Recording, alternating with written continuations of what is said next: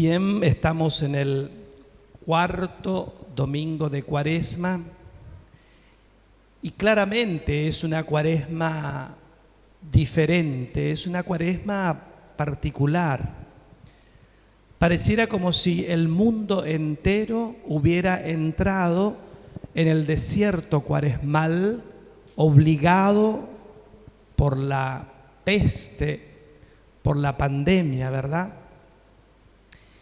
Y digo que es como un desierto cuaresmal porque de manera obligada las personas tienen que, en primer lugar, recluirse, aislarse y de algún modo también el temor que implica la vida amenazada exige al ser humano entrar en una honda reflexión, entrar en un escenario de preguntas acerca del por qué nos pasa lo que nos está pasando. Siempre el ser humano en situaciones límites se pregunta y entra como en esta dimensión reflexiva de algún modo espiritual para tratar de encontrar la respuesta desde los lugares más hondos y más profundos a un tema que realmente lo ha desbordado y lo ha sobrepasado. Y en este sentido podríamos decir que aunque la respuesta que podamos dar siempre será una respuesta limitada y condicionada a nuestra fragilidad humana, sin embargo, qué bienvenido es que esta circunstancia de dolor, de muerte en tantos países, también en el nuestro, nos coloque verdaderamente en este nivel de discernimiento, de reflexión, seguramente de oración, para tratar no solamente de comprender el por qué nos pasa lo que nos pasa, sino que también para que ese nivel espiritual y trascendente del ser humano se eleve y entonces sea rescatado de ese lugar ruidoso, de ese lugar tumultuoso, de ese lugar absolutamente extraño en el que se encontraba el ser humano, sin oración, sin discernimiento y sin reflexión. Por eso entramos en este cuarto domingo de Cuaresma, en este verdadero tiempo cuaresmal vivido a nivel mundial, y la palabra de Dios viene en nuestro auxilio para iluminar ese peregrinar del mundo en el desierto, en la incertidumbre, en la duda y en el miedo. Y en primer lugar, la primera lectura nos da la seguridad de que somos elegidos por Dios. En la primera lectura, claramente se da cuenta de esta historia, ¿no es cierto?, de Samuel, que debe escoger al que es elegido por Dios. Y fíjense que la palabra de Dios dice que Dios no elige por la apariencia, sino por lo que está en el corazón. Dios elige lo pequeño. Fíjense ustedes, ¿no? Este mundo guiado por las falsas apariencias, este mundo arrogante y soberbio en tantos modos, sin embargo, ante una situación como la que estamos viviendo, debe entender que debe hacerse pequeño, debe de alguna manera doblar sus rodillas y su cabeza ante Dios y someter su fragilidad al poder de Dios. En la segunda lectura, la palabra de Dios nos dice que nosotros estamos llamados a ser luz. Antes eran tinieblas, hoy ustedes son luz.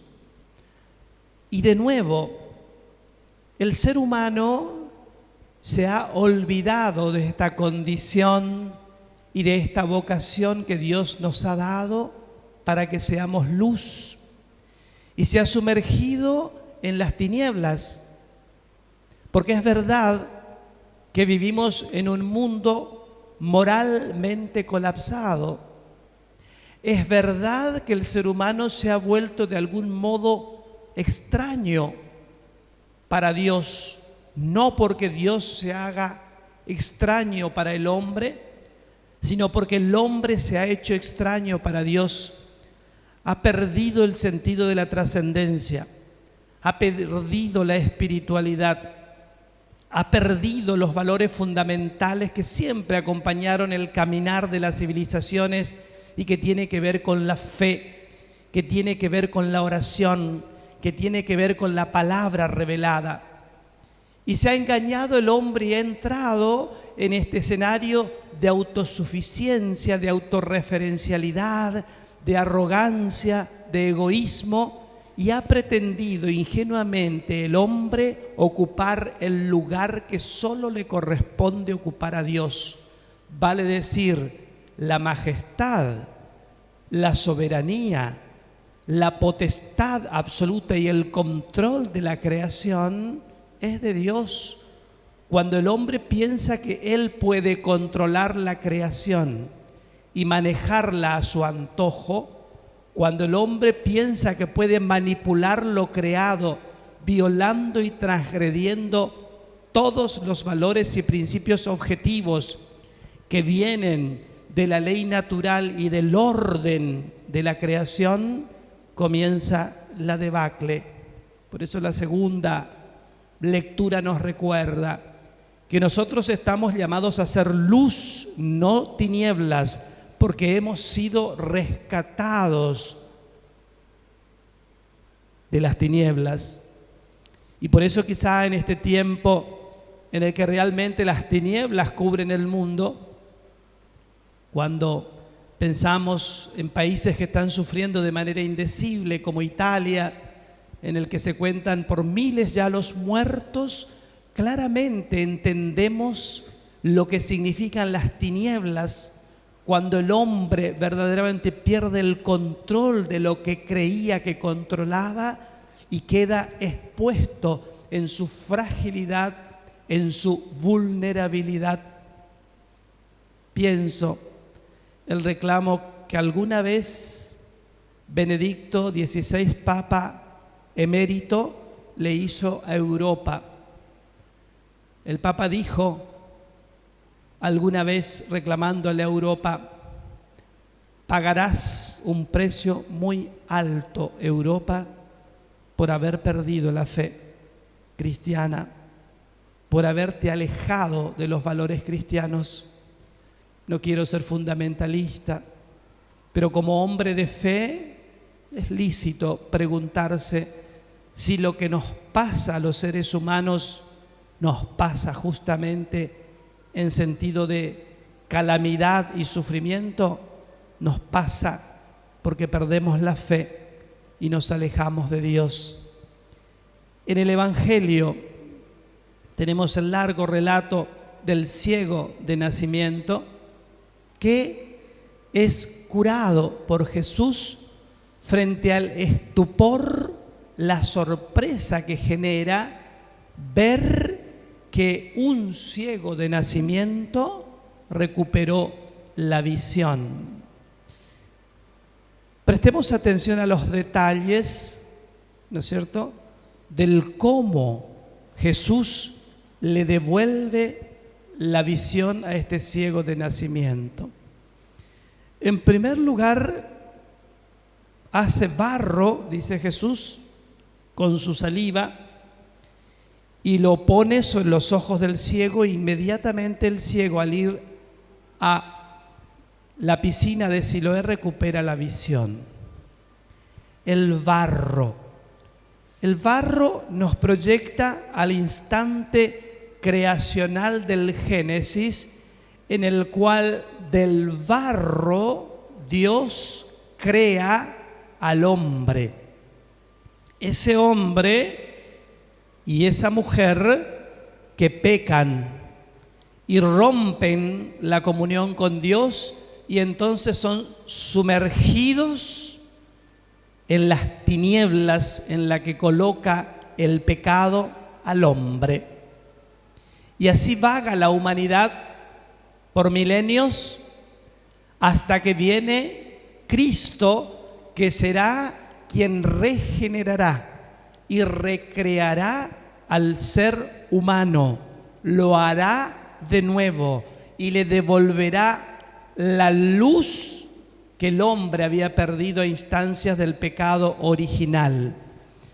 Esta imagen de Jesús obrando sobre el ciego de nacimiento claramente es un signo mesiánico y profético en el que Dios, que ha venido al mundo en la segunda persona de la Santísima Trinidad de Jesucristo, va a regenerar, va a hacer de nuevo al hombre y le va a devolver el estado de gracia, de inocencia y de luz en el que vivía en el Edén y que por culpa del pecado el hombre había perdido.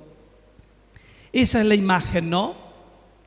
Jesús, al obrar sobre el ciego de nacimiento y devolverle la visión, es decir, la luz, lo que está diciendo el Evangelio es que Dios, a través de Jesús, nos recrea de nuevo, nos hace de nuevo, cual si Dios volviera a tocar con el barro o hacer desde el barro esa humanidad nueva que emergerá en la imagen del ciego de nacimiento, liberado de todo mal, de todo pecado, para vivir bajo el influjo de la gracia que da Cristo y que el ciego confiesa y reconoce, porque lo reconoce a Jesús, así como lo reconoció la samaritana, como el Mesías, Señor y Salvador.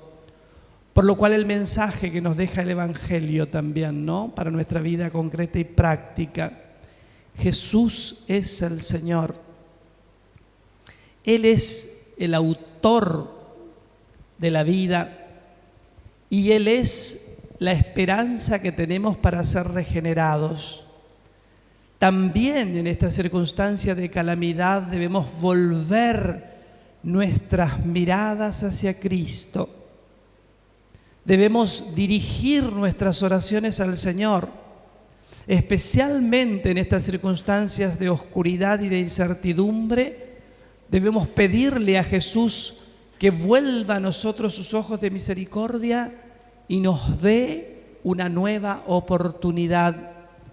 Volver a Cristo parece ser la esperanza que tiene la humanidad para salvarse, para salvar la historia y redimirla. Volver a mirar a Cristo parece ser la vía de escape que nos conduzca a una historia nueva, a una etapa nueva, a una vida nueva. Por eso, la segunda lectura nos decía: ustedes han sido rescatados desde las tinieblas y ustedes ahora son luz. Ustedes ahora son luz. Por eso vamos a pedirle a Jesús que verdaderamente el Señor nos auxilie y nos ayude para que podamos nosotros efectivamente abrazar con esperanza la palabra de Dios y, encaminados por la luz del Señor, realmente encontrar el camino hacia la esperanza y hacia la salvación. Que así sea.